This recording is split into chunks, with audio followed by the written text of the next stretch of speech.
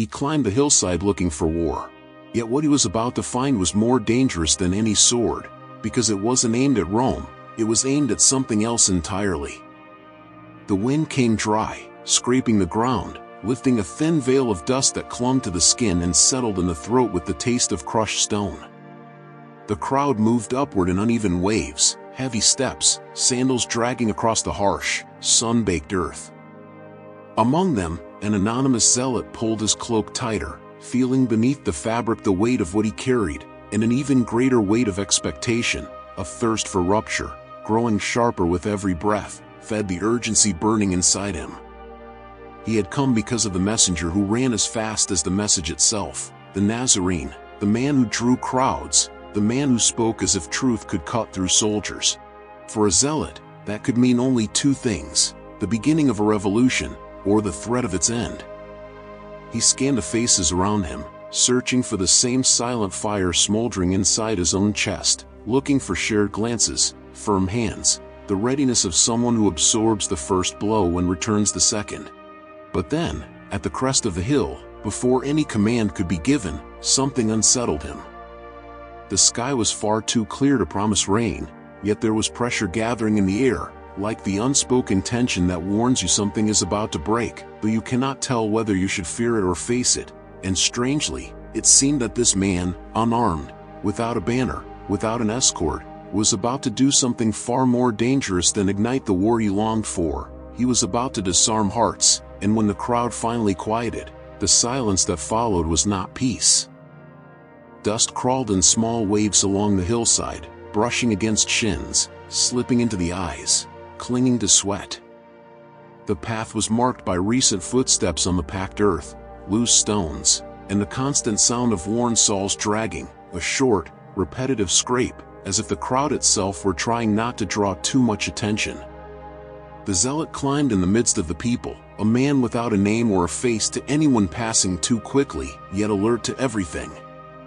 He observed the uneven line of travelers, farmers with curved shoulders, mothers pressing their children tightly against their chests, the sick leaning on relatives, restless men shifting their weight. Some eyes held hunger, others held anger, and others still carried that glimmer of those who had arrived with hope and fear in equal measure. He was not there to be moved or to learn. He was there to assess, to recognize who could be useful if rumor turned into command, to distinguish curiosity from readiness, to perceive where the crowd was weak and where it might suddenly harden. As the hillside filled, he noticed a silence that rose and vanished again, as if each person had learned, through experience, not to trust their own excitement.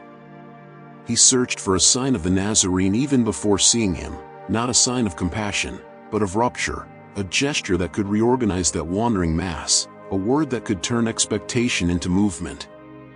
The footsteps continued. He kept his hand steady beneath the cloak and his heart hardened enough to believe that the only escape for Judea would have to be forged by force. The path narrowed, and the crowd climbed in clusters, stopping and moving again as breath allowed.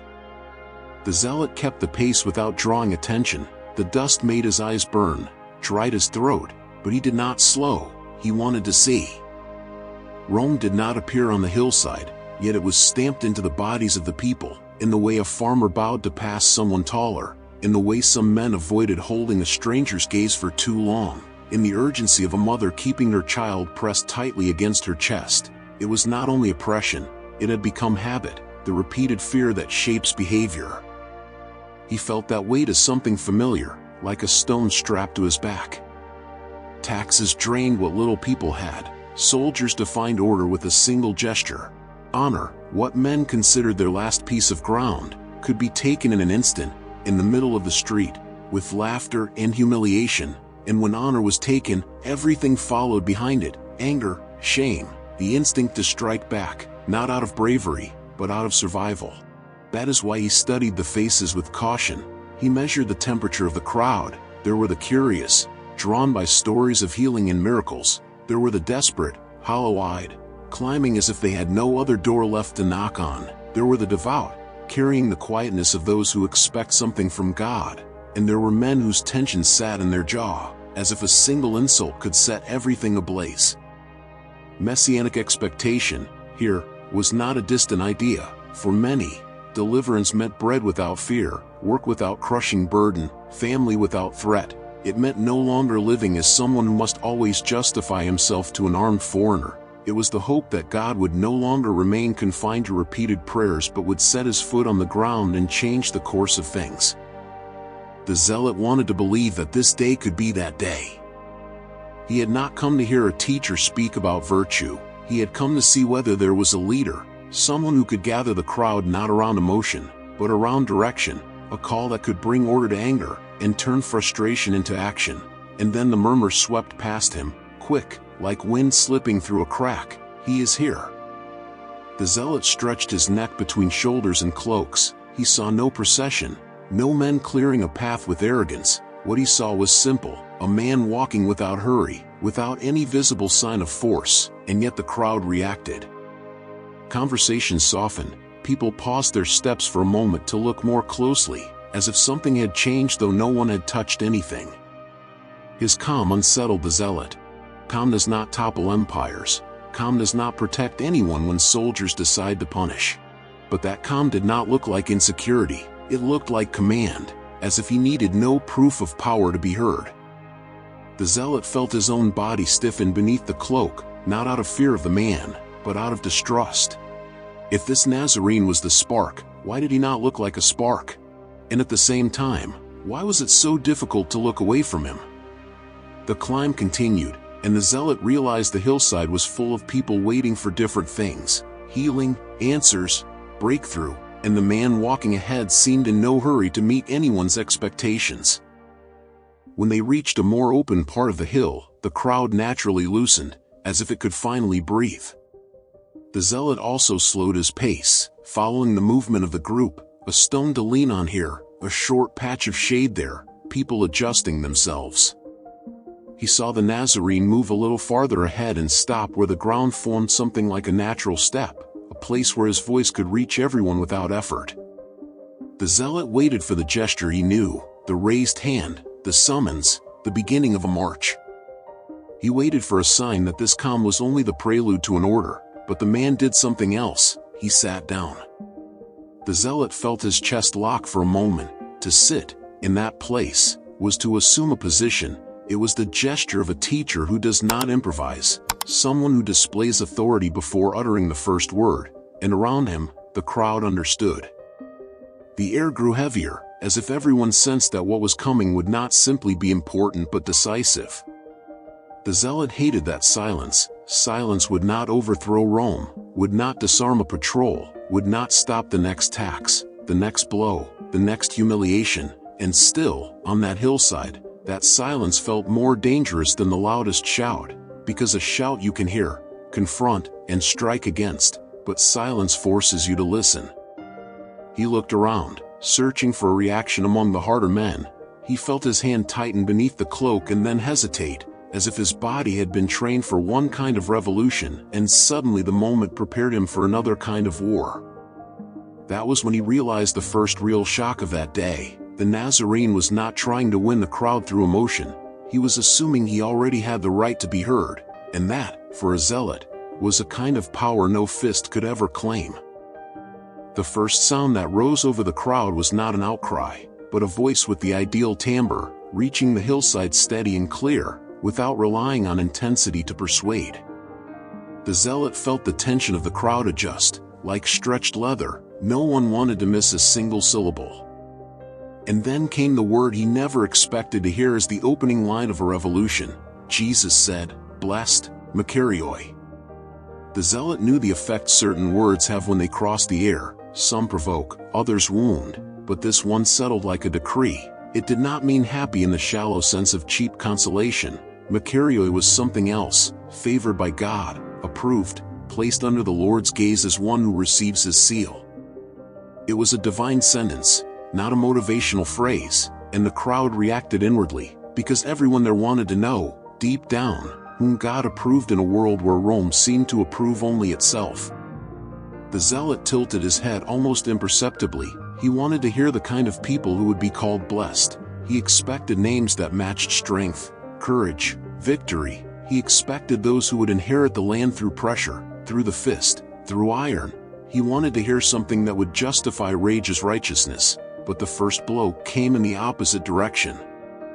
Jesus said, "Blessed are the poor in spirit, tochoi, pneumati." Annoyance rose in him like sand in the throat. Tochos was more than humble, it was the beggar, the one with no means of sustaining himself, the one who extends his hand because no alternative exists. Pneumati placed that condition in the most humiliating place for a zealot, the soul. Empty hands before God, total dependence, no merit, no displayed strength. He hated this. Empty hands cannot hold daggers, and it was to these empty hands that Jesus declared the most explosive reward anyone could proclaim in that occupied land. Jesus said, "For theirs is the kingdom of heaven," Basileia ton uranon. Basileia was not a place after death, it was reign, rule, authority and action, and of heaven was the reverent way the people spoke of God without pronouncing his name. The zealot heard it like a well-placed charge. The reign of God, announced under the reign of Rome, it was the language of insurrection, but without fire, without banners, without a call to arms, as if Jesus wore a crown and silently declared, "There is another king, and it is not Caesar." The zealot's heart beat harder. For a moment, he almost smiled, this was it. But the joy vanished quickly, because Jesus did not give the kingdom to the strong, he gave it to the empty.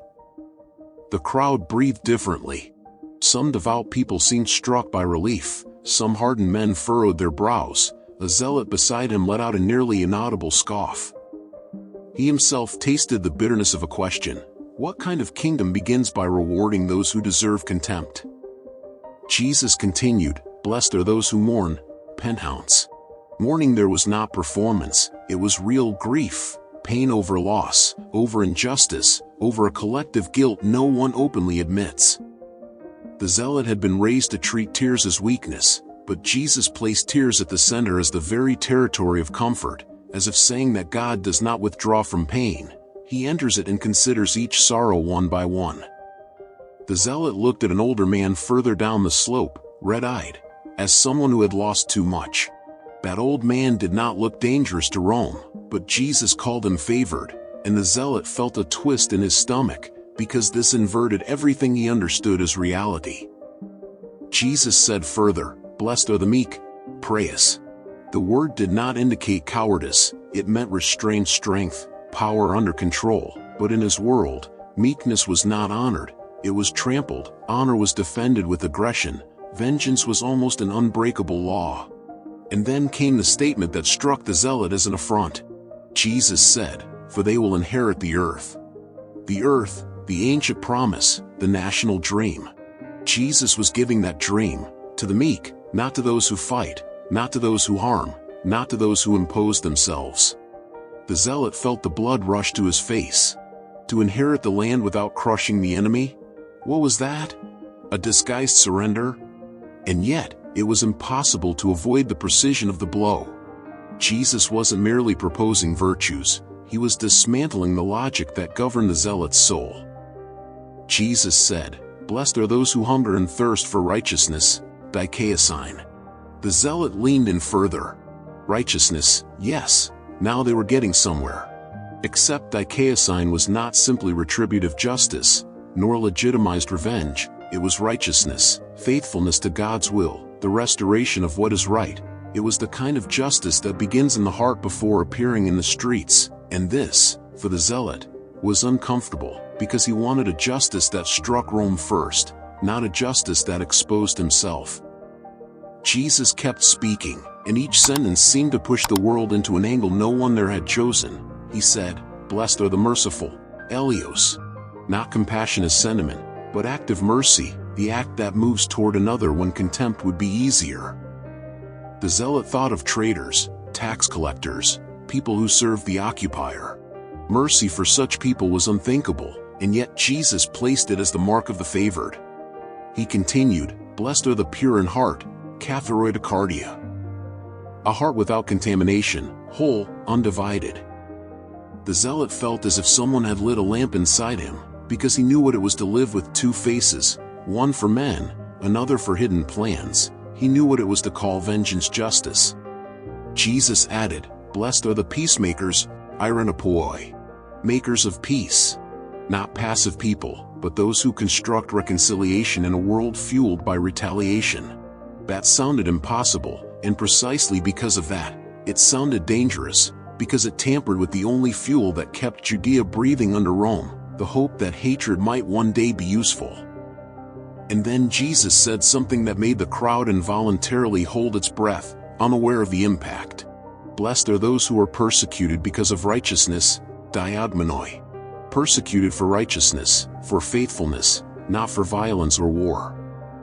The zealot knew persecution, arrest, pursuit, but he always thought of those things as the price of fighting Rome. Jesus was saying the collision would come, for another reason, for living under a different reign, for being faithful to a kingdom that did not use the empire's methods.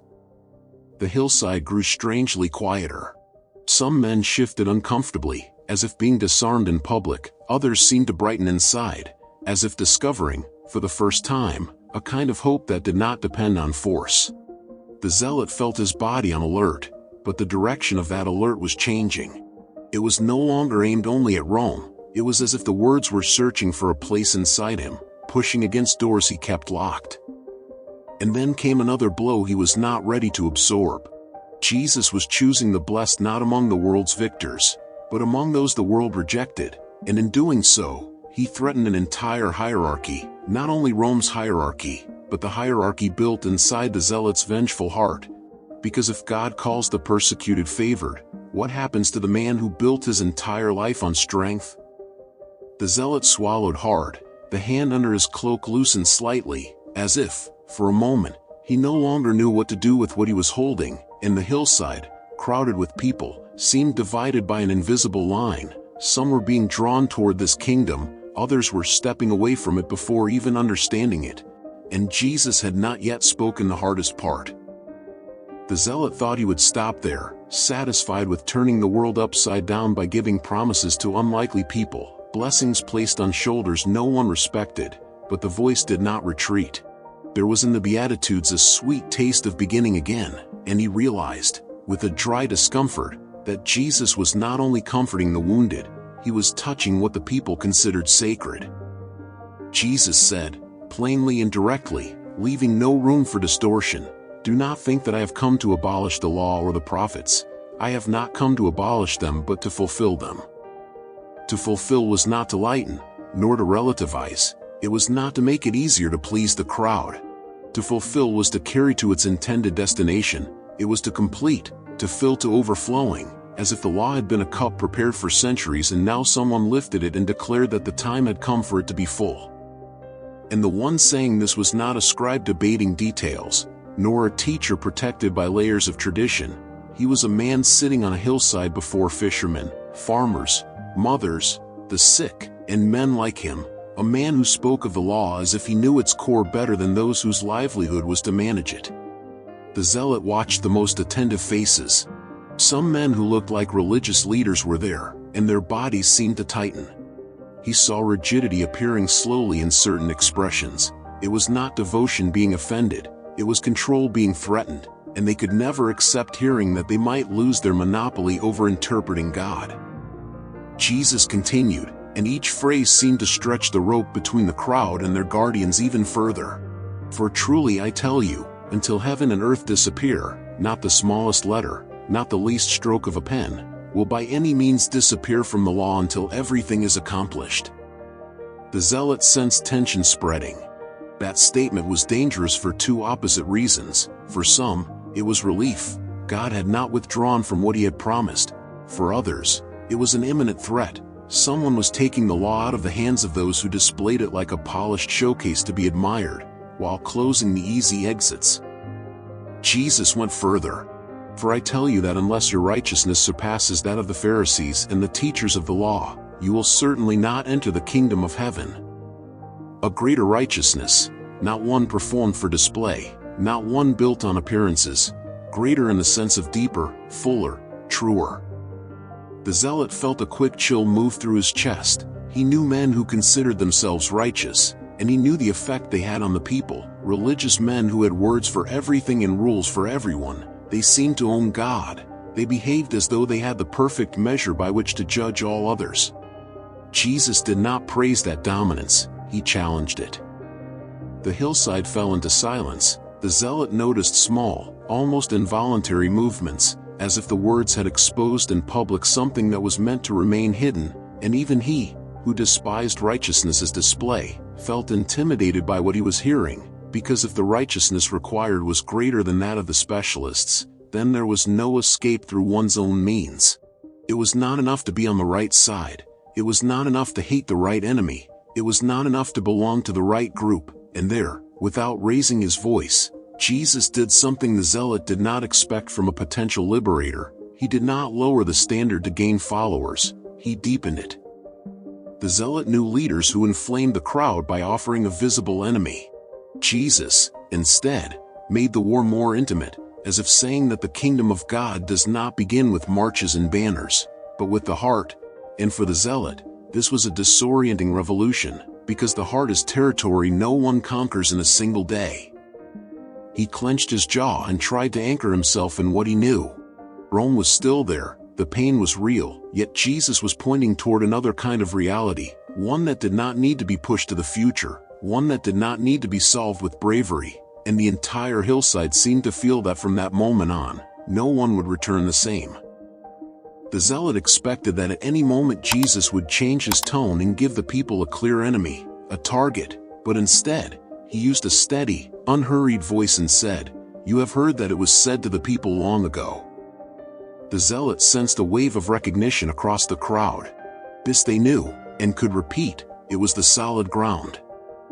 The law was the kind of thing everyone heard and remembered, even when they did not obey it. But before anyone could settle into that familiarity, Jesus cut through the air with a phrase that shifted the pendulum's entire trajectory. He said, "But I tell you."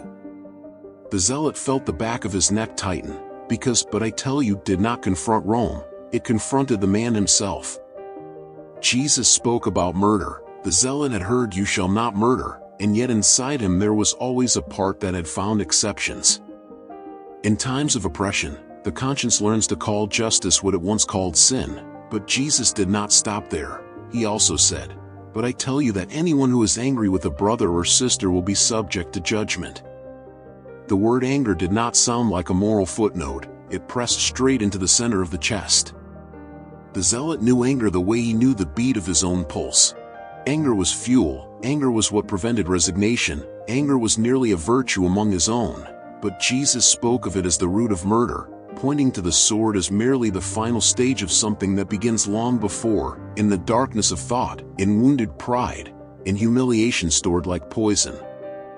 The crowd reacted with small signs. A man beside him clenched his jaw, uneasy. Another looked away as if being observed by someone who saw too much, and the zealot, unwillingly, remembered how many times he had wished for the death of a Roman soldier just to feel relief, how many times he had imagined a tax collector collapsing on the road, and not by chance. He had always treated such thoughts with commitment. Now Jesus exposed them as guilt. Almost immediately came the next sentence, even more intimate. Jesus said, "You have heard that it was said, 'You shall not commit adultery.'" The zealot sensed the people take a deep breath, because this too was familiar. It was a clear boundary, an act condemned, something most preferred to point out in others, and he, for a brief moment, almost felt safe, because if the standard applied only to visible behavior, there would still be places to hide. But Jesus did not allow that escape. He said, "But I tell you that anyone who looks at a woman lustfully has already committed adultery with her in his heart." The zealot felt his face heat, as if the dust on his skin had turned into embers, because here no one could dodge with clean hands. Jesus pushed sin inward, into the place where no one else reaches and no one else witnesses, and in that moment, he understood what Jesus was doing with the people. He was removing the mask. He was removing the possibility of seeming righteous without being righteous. The hillside grew heavy with a strange silence, not the easy silence of respect, but the silence of those who feel measured. The zealot realized that when Jesus spoke of the gaze, he was not speaking only of desire, but of doors, of how a heart drifts from faithfulness without noticing, of how a person's downfall almost never begins with a dramatic gesture, but with a small concession that no one sees. And then Jesus said things that sounded far too radical for human logic. He spoke of cutting sin at the root, of treating it like a raging fire, not like a harmless spark. The zealot heard the intensity of those words and felt something he never felt under political speeches. It was not the impulse to attack, it was the sense of being invaded. Because Jesus' radicalness was not strategic, it was surgical. Instinctively, the zealot searched for an enemy outside himself, as if that could save him from the accusation rising within. He looked for Rome on the horizon, looked for injustices to justify his own hardness, but the words would not allow it. Rome occupied roads, taxed wages, built fortresses, but inside him there was an empire Rome had never needed to build, an empire of anger, of pride, of desire, of excuses, an inner government that guided decisions, fed hatred, and called darkness a shelter, and Jesus was declaring war on that empire. The zealot felt the hand under his cloak tighten again, but it no longer had its former steadiness. He was confused, and he felt threatened, because he had come ready to fight a visible enemy, and suddenly the battlefield had moved to a far more dangerous place, because there was no way to flee it with long strides. The mountain was still there, filled with people, but inside, the zealot no longer felt like the same man who had climbed it. He thought he had already heard enough to leave with anger and contempt. It all sounded like a revolution against his own instincts, a kind of war that weakened whatever purpose he had left, but he did not stand up, he couldn't. There was something in the way Jesus spoke that would not let a person simply walk away as if they had heard just another rabbi. It was as if the words clung to the skin like dust, and the more you tried to shake them off, the deeper they settled. Jesus continued, saying, "You have heard that it was said, 'Love your neighbor and hate your enemy.'" The zealot tasted something familiar in that. That logic was simple. The neighbor is one of yours, the enemy is the threat. Hatred, in that sense, felt almost like duty. Then Jesus dismantled that logic by saying, "But I tell you, love your enemies and pray for those who persecute you." The zealot felt his body react before his mind could catch up, a tightening in the jaw, his fist closing under the cloak. It sounded like betrayal, like surrender wrapped in virtue, like an invitation for the people to keep being trampled, with a smile. He looked around to see if anyone else reacted. Some faces hardened immediately, as if they had heard an insult. Others looked confused, because the heart is not a solid stone and cannot always resist doubt. And there were the wounded, those who had truly suffered, who carried stories of loss and humiliation, and for them, the phrase felt unfair. How do you love someone who harms you irreversibly? Jesus, however, did not speak with the tone of someone demanding something easy, but of someone revealing the only way out, as if he were saying that the cycle of retaliation is a prison that feeds on itself, that hatred keeps the enemy in control even when you feel strong. The zealot heard the word love and finally understood that Jesus was not talking about emotion. It was a decision. It was choosing the good of the other, even when the other treats you as lesser. It was denying the enemy the power to define who you become. And then Jesus added something even more offensive. Pray for those who persecute you.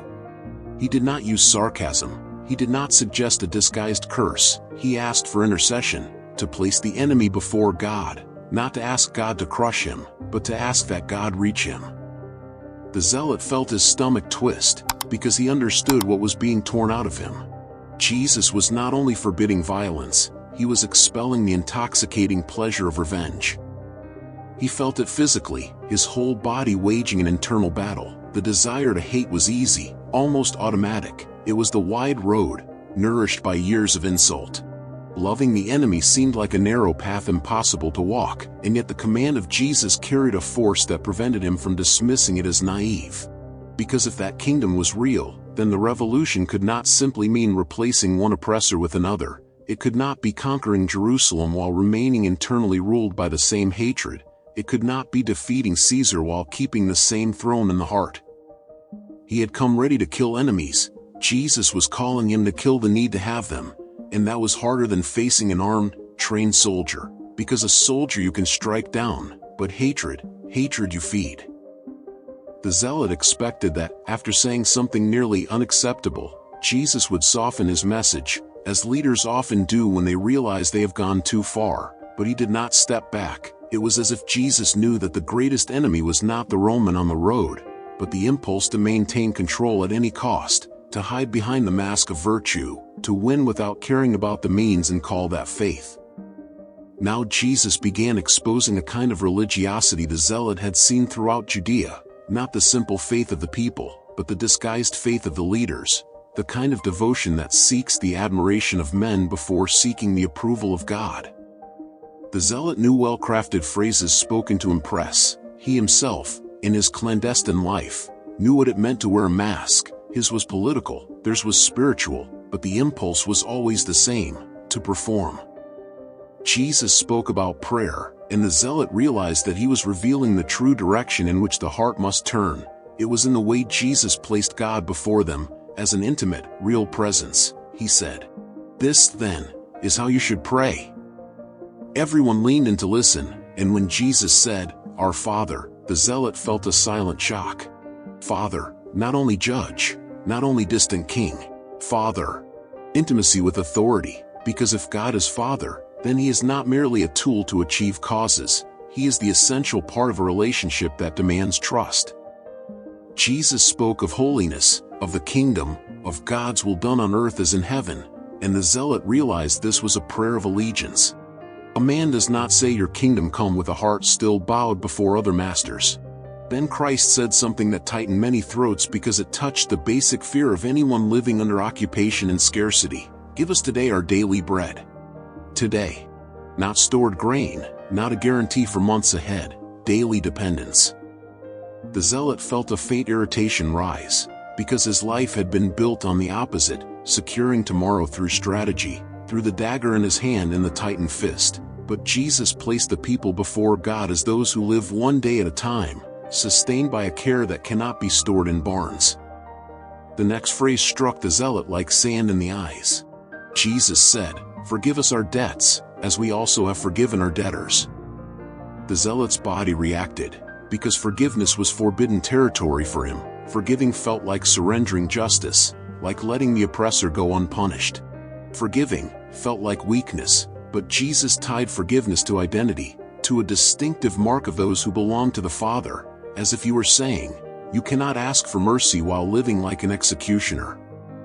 Then Jesus turned to another idol the zealot knew well, even when he pretended to despise it: security. Jesus said, "Do not store up for yourselves treasures on earth." Treasure was not only coins, it was whatever determined a person's direction, whatever someone protects and fears losing. And when Jesus spoke of moth, rust, and thieves, he was not being poetic. He was stating the obvious truth no one wanted to face: everything a man clings to too tightly, the world can tear away. Jesus continued, "For where your treasure is, there your heart will be also." The heart, again, as if Jesus refused to let anyone escape outward, to the enemy, to the system. The battlefield was the interior of the human being. Then came a name the zealot did not expect to hear spoken that way, as if it were a lord with invisible hands. Jesus said, "You cannot serve both God and money." He placed the rival lord in the air as a nearly personal presence: Mammon. Wealth as power, as dominion, as a competing master. The zealot felt a strange discomfort, because he had always imagined the issue lay with the rich and the collaborators. But Jesus spoke as if Mammon could govern anyone, even those who considered themselves pure, because serving is not merely having, it is obeying. Jesus continued, "Therefore I tell you, do not worry about your life." Do not worry? In Judea under Rome? With taxes, disease, hunger, violence? It sounded impossible. Worry was a form of survival, but Jesus did not speak as someone who ignores reality. He spoke as someone who knows the root of fear, and fear, the zealot knew, is a leash. You think you are being prudent, but you are being led. Jesus spoke of birds and lilies, and the zealot felt the discomfort increase, because it could easily sound like romanticizing poverty, but there was none of that in Jesus' tone. He did not use birds and lilies to decorate his speech, but to expose anxiety. He unveiled this fraud with a question that allows no excuse. Can any one of you, by worrying, add a single hour to your life? The zealot understood immediately. Anxiety promises protection but only consumes. It does not rule tomorrow, it only dominates today, and this truth can either destroy you or set you free. He noticed the effect around him. Some faces softened, perhaps feeling for the first time in a long time that someone was offering them rest without deceit. Others hardened, because rest requires trust, and trust feels reckless to those shaped by trauma. Jesus then said, "But seek first his kingdom and his righteousness." The zealot heard kingdom and felt the gravity deepen. Kingdom was not a vague idea, it meant a change of rule, an alteration of authority, and placing it first meant abandoning the old order of priorities. He had come seeking the spark for revolt, but realized Jesus was doing the opposite of his plans. He was not inflaming the crowd, he was exposing the theater, the false masters, and the illusion of control. The dust still hovered low on the hillside, but it no longer caused the real discomfort. What troubled them now was something far harder to shake off, the sense that, with every sentence, Jesus pushed the crowd into a place where no one could hide behind the group, the cause, or the appearance anymore. You could see it in the subtle shifts of expression, in the way one person looked at another when they began to suspect themselves. Then Jesus touched on the most instinctive habit of the human heart, the one that offers pleasure and power at the same time, passing judgment. He said, "Do not judge, or you too will be judged." The zealot received the command like a hard blow, because judging, for him, was not merely a moral error corrected with good intentions.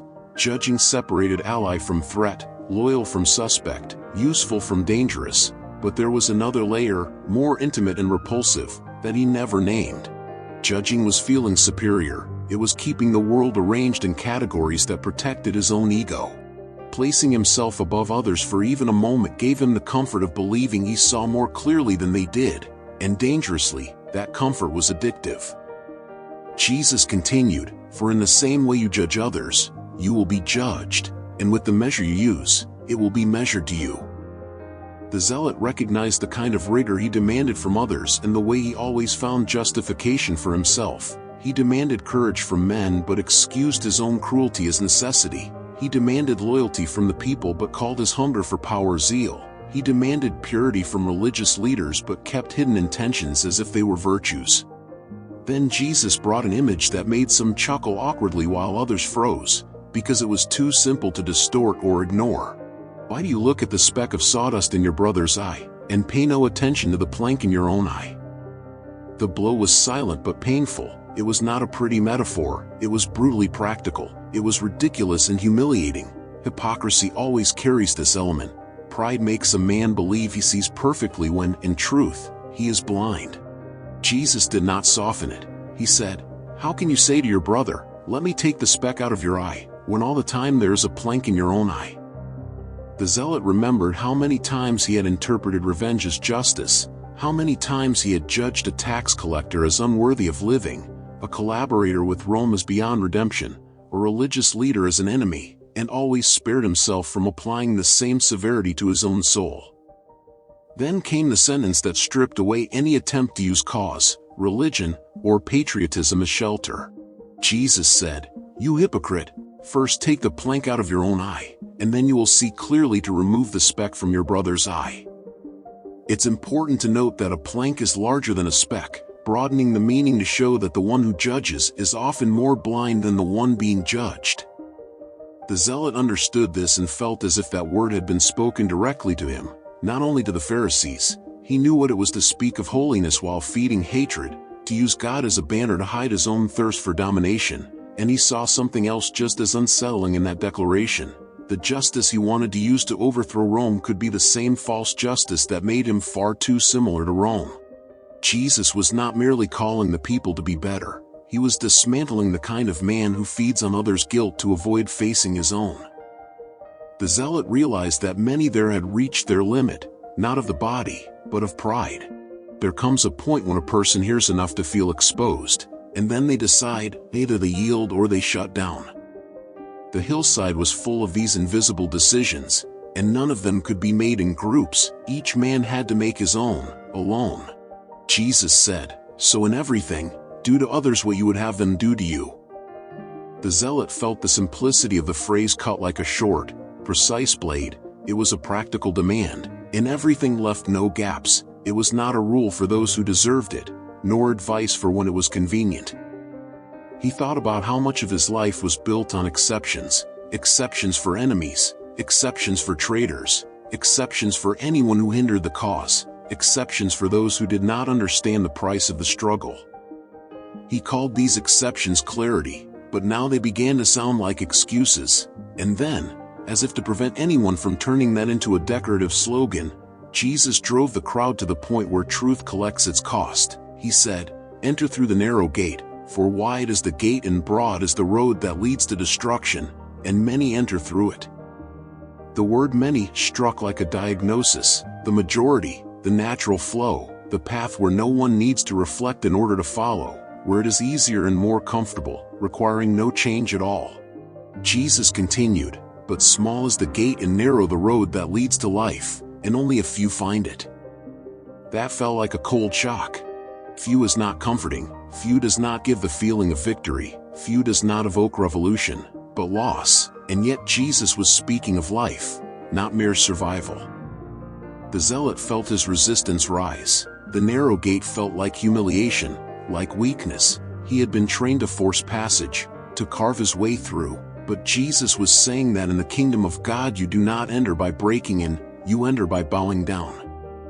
The zealot looked around and saw, in small reactions, what fear does. A man attempting to laugh to ease the tension, a woman holding her child tighter, as if that word, life, were a promise she could not afford to lose. And he himself, trapped between anger and attraction, felt the message swell like a knot in his throat. Jesus was not inviting the people into a public victory. He was inviting each person into a personal, daily choice, a choice no one can make for someone else. The wide gate that many call the way might simply be the easiest method of remaining the same man, just with a different enemy. The day already carried the weight of everything that had been said. It was no longer possible to listen without feeling personally involved. The hillside was full, yet it felt as if each person stood alone with their own silence. The zealot felt that with an uneasiness that wouldn't leave him. He had not climbed that mountain to be placed on trial himself. Then Jesus redirected his words to a simple, almost domestic setting that no one could ignore. He did not speak of Rome. He did not speak of the temple. He spoke of a house, of its foundations, of the kind of construction that begins where no one sees, and that sooner or later reveals everything about the one who built it. He said, "Therefore, everyone who hears these words of mine and puts them into practice is like a wise man who built his house on the rock." The zealot felt the blow in that contrast. Hearing and doing, not hearing and admiring, not hearing and repeating to impress. Doing, submitting, letting the words become foundation, habit, decision. Hearing was easy. What cost something was obeying, especially when obedience required losing control. Then Jesus spoke of the storm. The rain came down, the streams rose, and the winds blew and beat against that house. The crowd understood, because this was not mere imagery. Everyone knew storms were not a maybe, they come. Life brings losses, injustices, sudden blows, moments when no cause fixes anything, no faction protects, no plan guarantees. Storms come, and they do not ask what you intended. Jesus continued. Yet it did not fall, because it had its foundation on the rock. The zealot saw the image with clarity, a house standing firm not because of the roof, or the size, or what the facade displays. A house stands firm because of what no one sees, the foundation, the hidden labor, digging deep until reaching the level that can resist, removing what is unstable and only takes up space, the kind of effort that earns no applause, yet determines whether someone remains standing when the whole world shakes. And then Jesus spoke of the other man. But everyone who hears these words of mine and does not put them into practice is like a foolish man who built his house on sand. The zealot found the word foolish unsettling because sand, at first glance, is tempting, simple and easy. It allows you to build quickly and gives the illusion of progress. From a distance, the house on sand and the house on rock can look equally solid. No one sees the difference, but Jesus was saying the storm does not respect appearances. It goes straight for what holds everything up. Jesus repeated the storm's action, almost word for word, hammering its inevitability. Rain came down, the streams rose, and the winds blew and beat against that house. Same storm, same wind, same violence of the world. The difference was not in the blows coming from outside. The zealot understood with painful clarity, the kingdom does not promise that the storm will not come, only that your choice of foundation determines what happens when it does. Jesus concluded, and it fell with a great crash. Great, not small, not subtle, the kind of fall that reveals that what seemed solid was only pretending. The zealot felt lost. He had climbed that mountain to spark a revolt against Rome, but Jesus ended by speaking of another revolution, the revolution of the man himself, to build a house on rock or on sand, and from the way he spoke, the rock was not the zealot's cause, nor his well-aimed hatred. The rock was all those words, heard and practiced. The sand was everything left only in speech, admiration, good intention, righteous anger, without obedience. When Jesus described the rain falling, the rivers rising, and the wind striking both houses with the same force, the zealot understood that the difference was not in the power of the storm but in the response to the voice of that man. The storm would come for everyone, for those who claimed faithfulness to the law, for those dreaming of revolt, for those who were there merely out of curiosity, and when it came, it would reveal whether life had been built on what Jesus commanded, or on what each person had constructed for themselves. He felt his hand beneath the cloak, and for the first time, it no longer seemed like an instrument of victory or proof of courage. It felt like only an empty hand, capable of closing again around the old plan or opening toward a new foundation. And the question that stayed with him was simple and piercing. When the storm comes, will my house stand because I fought for the right cause, or because I obeyed his words? Everyone stood and began to descend. The mountain stayed behind, but it had not disappeared. The words of Jesus had not been a spectacle, they had been a seed planted in exposed soil, and seeds do not make noise when they fall, yet they begin to take ground, quietly and relentlessly. The zealot walked as he usually did, always alert, aware of every movement around him, but his mind no longer found shelter in the old man he used to be. Before, he would think of Rome and feel his blood heat with a simple certainty: the enemy is out there. Now, every time that certainty tried to form, a phrase rose like a stone in the path: whoever hears these words of mine and puts them into practice. Put them into practice. That word felt more substantial than any metal hidden beneath his cloak. Planning vengeance gave the immediate feeling of power. Practicing what Jesus taught gave the immediate feeling of loss, the loss of the right to hate, of the comfort of judging, of the illusion of controlling tomorrow, of the mask that hid who he really was. At least at the beginning, this is especially true when the spirit still carries the toxins of the old creature. That is why Jesus emphasized that such loss is the only path to life. Another thing that unsettled the zealot was this: the foundation is invisible while everything is going well. Under clear skies, the house on sand looks just as sturdy as the house on rock. From a distance, no one notices the difference. From a distance, he could continue being the zealot, strong, certain. But Jesus had touched the point that dismantles every appearance. When the wind blows, it does not matter what you seem to be, it matters what you are. He went back over everything he had heard. Blessed are the poor in spirit, blessed are those who mourn, blessed are the meek, blessed are the merciful, blessed are the pure in heart, blessed are the peacemakers. And as if that were not enough, love your enemies, pray for those who persecute you. The zealot felt a different kind of indignation, no longer against Rome, but against his own heart, which resisted surrendering. The revolution Jesus announced was not fragile. It required more courage than any ambush. It required the courage not to become the very thing he hated. Jesus had not promised a world without storms, but a self able to withstand them. This was the hope hidden within the confrontation, not the hope of immediate relief, but of real transformation. If God could rescue a zealot from his hatred, he could call anyone back from any prison. If God could strip the mask from a man trained for war, he could strip the mask from a man trained to pretend. If God could trade a clenched fist for obedient hands, then anyone, with their own enemies, anxieties, and performances, could also be transformed. The zealot drew a deep breath and felt the air scrape his throat. Life would not stop being hard when he returned home. Rome would not disappear because a sermon echoed over a mountain. But something far deeper had been offered that day, a foundation that does not depend on circumstance, a kingdom that begins where no one can enter without permission, in the heart. Perhaps this is why Jesus was so dangerous, because a man transformed on the inside cannot be easily controlled by those on the outside. A man who serves God the Father does not kneel before fear. A man who does not need hatred to exist cannot be manipulated by anger. A man who puts the words of Jesus into practice builds a house the wind may test, but cannot destroy. In the end, the story of that day does not end on the mountain. It continues where choices are small and constant. It continues when anger wants to rule, and you choose to resist. It continues when anxiety wants to fracture you, and you choose to trust. It continues when hypocrisy wants to judge, and you choose to first remove the plank from your own eye. It continues when the enemy appears, and you, against every old instinct, choose to love and to pray. The storm will come, it always comes, but there is a hope that does not depend on clear skies. There is a rock that does not shift with the wind, and the invitation given to a zealot that morning is the same invitation given to today's listener, with the same calmness and the same firmness. Do not build your life on what only appears strong, build it on what endures. Did this story help you in any way? Tell us in the comments.